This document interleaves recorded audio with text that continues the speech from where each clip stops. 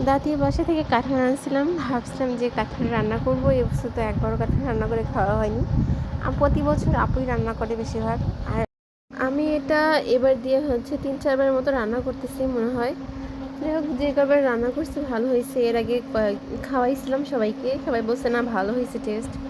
যাই হোক, আজকে রান্না করব, দেখা যাক কেমন হয়। আপু বেশিরভাগ মাংস দিয়ে রান্না করে, আমার কাছে ওইটাও ভালো লাগে। আর আমি এর আগে কয়েকবার খেয়েছি, সেটা মাংস ছাড়া, ওইটাও আবার অন্যরকম টেস্ট লাগে। তো আমি যেহেতু কোরবানি ঈদ, সেহেতু মাংস খাওয়া হচ্ছে, আজকে আমি মাংস ছাড়াই রান্না করব। দেখা যাক কেমন টেস্ট হয়। যদি ভালো হয় তাহলে আপনাদের সাথে শেয়ার করব। তো আপনারা কে কে খাইছেন, কাঁঠাল না খাননি, কমেন্টে জানাবেন। কমেন্ট করবেন কার কাছে কেমন লাগে।